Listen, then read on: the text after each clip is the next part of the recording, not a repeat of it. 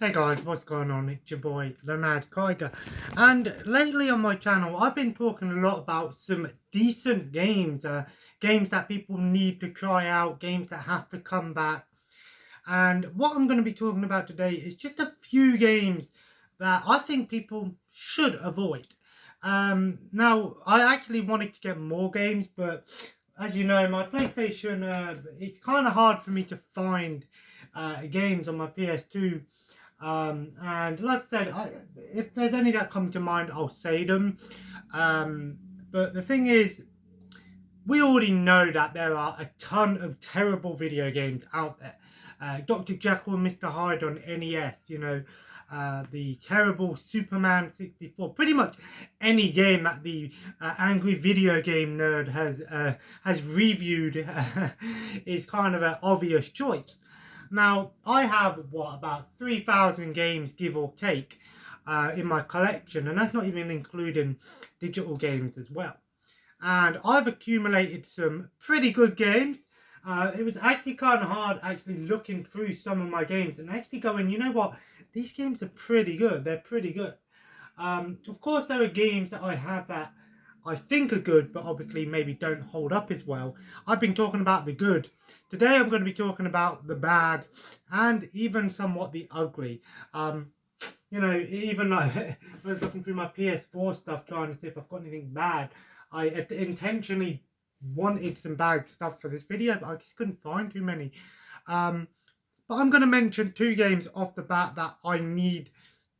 Well, one game that I need to mention first of all, and it's called Demon Summoner on PlayStation 2. I have it, but I can't find it for whatever reason. I'll probably put it at the back out of the way because I don't want nothing to do with that game anymore. So Demon Summoner tricked me because I seen it years ago and I thought, oh, you know what, it's got like a giant demon on the front, it could be a pretty fun game. And when I looked at it, I thought it was going to be like an RPG or something, but it actually isn't. It was a first-person horror-themed shooter, and I thought, okay, I see what you're doing. You've got zombies, vampires, werewolves, kind of a classic first-person shooter style thing going for there, but I'll give it a try. And when I put it in, it was one of the worst games I had ever played. It had terrible graphics for the PlayStation 2.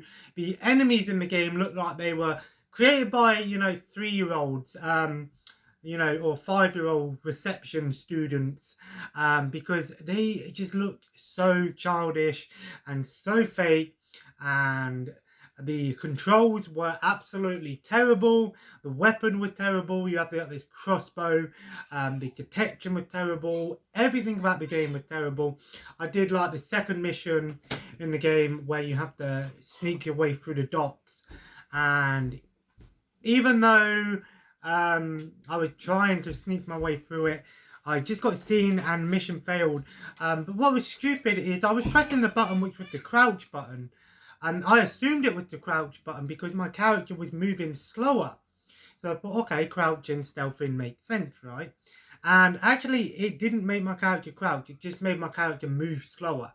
And I never went back to it. And maybe one day I'm going to do a video on it, an actual gameplay video on it. But I really don't want to go back to it. And there was another game that I tried out called Iron Aces 2. I think it was called. It was a flight game. I did a gameplay video on it years ago, and it was pretty bad. I normally don't like flight games to begin with, but it was just so bland, so boring. There was like one fighter that I had to kill, and it just flew off the map, never came back. I did not know where it was. It was just such a terrible game, and I don't want to go back to it. But I've got a few games here that I want to talk about. The first one is more of a disappointment than it is, I think, an ugly. I call this a bad game. And that is Raid World War II. I wanted to like this game because I really like the idea of a Payday 2 style game with World War II elements. For those of you who don't know, Payday is a bank heist game in which you have to go around and do bank heist. The game itself isn't overly amazing. but it's enjoyable if you've got people to play with. It's got a great replay value to it. It's kind of one of those games you can just put in and have a bit of fun with for a couple of hours and come back to whenever you want. There's no pressure. Unfortunately, Raid World War II, and maybe it's because I only played it single player, maybe if I found someone to play this with, if anyone has this game and want to try it out co-op, let me know in the comments below. On PS4, of course, I don't have it on Xbox. I wanted to like this game because it had John Cleese in it as the control character, but it just suffers with so many problems. It just suffers with the AI in the game are really, really stupid. The characters, its frame rate is terrible. It's like a really slowed down version of Payday 2. And maybe they've improved it since. Maybe there've been some updates I don't know about. Like I said, I'll give this game another try if someone wants to try it with me. I wouldn't mind trying it again. I wouldn't say this is a terrible, terrible game, but it's just one of those games that I really wanted to enjoy because I like the idea of a third-person World War II heist game. You know, you don't really see many things like that. Next in my collection, we have Bart versus the Space Mutants. I personally haven't played this, but I know its reputation. I was just looking for some games that I could actually show off. And a similar thing would be Eternal Champions as well. I've heard this game is not very good. I have these games in my collection because they are notorious for being bad. Somewhat acceptable for the time. Obviously, the 90s, 16-bit era, the games were acceptable. If a game was bad on the NES or the Sega Mega Drive, it wasn't as problematic as it was today because most people rented these things. So it's not a big issue back in the day. And these games are quite cheap nowadays, so it's not a big problem. But Bart vs. the Space Mutants is a game that a lot of people have a similar issue with. It was just really bad. The controls were terrible. The graphics were a little bit on the dumbed down side. And, you know, for a Simpsons fan like myself, I probably won't expect too much from this game if I try it out. I have seen the AVGN, so I kind of cheated on that, but I wanted to throw in something retro, just to show that I'm not just focusing on more modern day stuff. Fightbox. Now, this was a game actually under the BBC. It actually had the BBC's licensing on it. I'm guessing it was based on an old TV show. I could be wrong. But Fightbot, in my opinion, is one of the worst fighting games I've ever played. And I love the idea of being able to create your own fighting character. The whole point of this game is, imagine Robot Wars where you create your own robot, but in this game you're creating your own fighter. Unfortunately, it is just really, really bad. It is really slow. The controls are terrible. The hit detection is terrible. I played it years ago. Maybe I'll give it another try in the future and see if it's still as bad as I remember. But if you are looking for a fighting game on the PlayStation 2, do not play Fightbot because it is not worth your time. America's 10 Most Wanted. Oh my god. This game is one of the most obscure, crazy things you could ever imagine. So on the side, or you think it's just a first-person shooter, a military first-person shooter, and a bad one at that. Terrible controls and bad graphics, and just really, really budgeted. But what makes this game notorious is the fact that the boss fights in this game, the 10 Most Wanted, like Osama bin Laden, it is a one-on-one fight in terms of a 2D fighter. The fact that you're playing a game where you have a fight with bin Laden, who is like one of the hardest bosses in this game, it is notorious because why on earth did they do that? Why on earth would you make a game about the 10 Most Wanted at the time, I'm guessing, like Saddam Hussein and bin Laden, and make it into let alone a game with those characters in. But the fact that you have a one-on-one fight with them in fist combat, hand-to-hand combat, it baffles my mind that they thought that was a good idea. And, you know, it's Play It, so it's a budget title, but Play It also did one of my all-time favourite games, and they also did Road Trip. So the fact that this company, now like I said, Play It were a distributor, not an actual developer, but the fact that they distributed Road Trip, but also distributed America's Tiny Most Wanted, just goes to show that they don't give two fucks about what they were distributing back in the day. And I remember seeing this game as a kid and wanting to try it out, but not so much anymore. Legends of Wrestling. I loved the golden era, or the new order era, whatever you call it, of wrestling. The Hulk Hogan era, the Bret Harts, the Kanes, the Undertakers. You know, when wrestling was more than what it is, you know, it was over the top, it was crazy, you know, I'm gonna beat you, brother, you know, when they're staring at each other going like that, the adrenaline, you know, I already talked about this in a previous video. But Legends of Wrestling is, in my opinion, one of the more terrible wrestling games I've ever played. The gameplay is surprisingly slow, and it's not that responsive either. But the most ridiculous thing about this game is, okay, so imagine this. I'm on one side of the ring, outside of the ring. My friend was on another side of the ring, outside. I pick up a kendo stick from under the ring. I hit the throw button, and somehow I managed to hit him through the ring, through the ropes, and hit him with it. It was a laugh, don't get me wrong. I love playing old wrestling games with my friend because it's one of the funniest things I can ever do because they're just so fun. You know, I don't take them seriously, but they're just so much fun. But this game, it was just terrible. It does not hold up. Now, the second game, however, I haven't played, so I don't know if they improved it. But there was also Showdown Legends of Wrestling, which I also want to try because I hear that's a pretty fun game. But if you are going to play an old school wrestling game, a modern version of an old school wrestling game, I wouldn't recommend the original Legends of Wrestling. Maybe give it a go for a laugh, but other than that, don't bother. Intellivision Lives.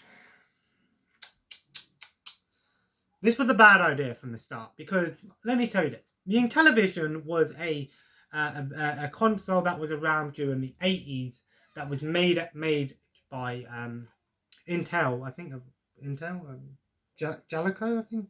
I can't remember the company that made it. But it was a console created to rival the Atari 2600 at the time. The Intellivision had improved graphics over the Atari 2600, and at the time, this was probably the most advanced console at the time. Unfortunately, it kind of failed because of the design of the console. So the console had these weird keypad-like controllers with like this disc underneath, and it was just a really, really bad attempt at trying to overcomplicate things. And, you know, these games were kind of like primitive by today's standards, so don't get me wrong, I'm not criticizing the actual games on here, because they are just ports of Intellivision games. What I am criticizing, however, is the idea that someone out there tried to make a game that had a numeric keypad work on a PlayStation 2 controller. I know this is a PS4 controller, but now you think it's not too much of a problem because there's roughly about the same amount of buttons. However, the idiot who decided to do that made it so that every time you want to use a button that needs to be a numerical button in this, you have to hold down a button which then brings up the keypad on the screen, and then you have to tap that button. Why on earth did they do that? In television games, only work well on Intellivision and somewhat of an emulator on PC because there's so much more buttons. Unfortunately, it really failed, and there are a few games on here that you can play without needing those numeric buttons, like the Space Invaders clone and the basketball and somewhat, but for the most part, this game just does not work on PlayStation 2. It was a bad idea, and unfortunately, it just doesn't hold up. If you want to play Intellivision games, I recommend either emulation on PC or just go out and try and find a real Intellivision or get one of those Intellivision plug and play systems. Up next, we have Imagine games. So I'm not criticizing the DS for having a massive overabundance of terrible pet games, vet games, wedding games, shovelware games. But Imagine games, why on earth did Ubisoft put their brand on this? I do not understand the whole concept of that. The DS was a system that was very influential for its time and very progressive. And unfortunately, it was wasted with so much shovelware. The same thing goes for the Nintendo Wii. But the thing I give to the Nintendo Wii is the fact that those games can be fun if you've got people to play them with. These games, I have tried some of these ones out. I'm just not focusing on Imagine games. I'm on about most vet and shovelware games. Because, you know, it was like, oh yeah, Nintendogs. Everyone loves Nintendogs. Let's do hundreds of them now, but not call them Nintendogs. Virtual pet games, if that's your jam, fine. But you don't need that many. This is why I do not collect for the DS anymore, because there's just so many games on there that I don't even classify as an official game. And there are good games on the DS, there really are, but I don't know, man. Then we have Brink. I have a personal grudge with Brink. When I seen the trailer for this game, I was kind of hyped because it looked like a pretty fun like co-op based a co-op based first person online shooter. And at the time I was really into online shooters. I loved playing Call of Duty back in the day, and I loved those sort of games. And when I seen Brink, I was really let down with this game. This game just had such a failure to it. Now, I personally don't think the game itself was bad. I just think it was handled really bad. And this was made by Bethesda, you know, the same company that made Fallout, that made Doom, that made Skyrim. And unfortunately, Brink came and went. The worst part about this game is the fact that because this game was marketed as an online only game, it did have some offline modes against bots, but when you did that, you could not get nearly as much of the things that you could get in the online stuff. I hate games that do that. I love games online that let you unlock stuff from playing against bots, the same way that you can unlock stuff playing against other people, providing it's not things that are going to give you an edge if you've been playing against bots the whole time and then jump into online. If it's cosmetic stuff, then fine, it's not a problem. Brink, however, this game just really failed. And I really liked the whole idea behind it. Unfortunately, it just didn't really hit the mark. Then we have Clive Barker's Jericho. Now, I like the idea of this game, a monster paranormal themed first-person shooter, and it does have some good things going for it, because like you can switch between different characters, and each character has like their own special ability and different weapons and things. However, I remember when I played the demo for this back in the day, and I thought it was awesome. But when I recently played this game, I mean, it was a long time ago, but when I last played this game has one of the most boring enemy systems in the game. Most of the enemies in these games are like the big, bulky monsters that just walk around and shoot at you or whatnot. But the worst thing about this game, and the worst thing, when I say the worst thing, enemies in this game are bullet sponges. I know they're monsters, I know they're paranormal, I know they're creepy things from other worlds or whatever it was. But the fact of the matter is, when it takes about 4 clips of a machine gun or something just to kill one enemy, that doesn't make this game a survival horror game. Because it's not a survival horror game. You know, Resident Evil 2 remake, you know, zombies in that game could get up and take loads of bullets and constantly get back up. But that game was a survival horror game. The whole point was to conserve your ammo and try and work around the monsters instead of only fighting when you need to. This game is a FPS action shooter with horror elements. It is not a survival horror. So the whole point of this game is to kill every single enemy you see. When each enemy only takes about God knows how many shots, about 200 shots to kill, it really defeats the purpose of it, because it just makes you feel like all you're doing is wasting ammo on enemies, but you need to. I don't know, man. This game just really disappointed me when I played it. And last in this video, like I said, these videos are going to be in parts because I've got a ton more games to go through in these videos. Walking Dead Survival Instincts. Ugh. So, I'm going to be honest with you. I watched season 1 of Walking Dead. I started season 2 and then I never went back to it. But I like the whole idea of the Walking Dead games. Obviously, we got the Telltale's game, which was its own thing, you know, and it really spawned and it really worked, because now we have loads of Telltale point and click style games. And I remember seeing the trailer for this game and thinking, oh my god, this looks awesome. You know, this whole point of this game was to be able to play as different survivors and go off and scavenge things, get supplies, bring them back to your camp, keep an eye on everyone, all of that stuff, get gas. And unfortunately, it just did not do that. It is a bland zombie game. The zombies in this game just really slow. Well, I know they're slow, but it just... The whole point is like, oh, you can go off into an area, get things and come back. And it does kind of do that, but unfortunately, this game should have been more than what it was. And unfortunately, this was the last Walking Dead first-person shooter game we ever got. There was meant to be the... we got the VR game as well, but there was meant to be a Walking Dead game by Overkill, the same people who worked on Payday, with a similar concept to Payday, like a survival game.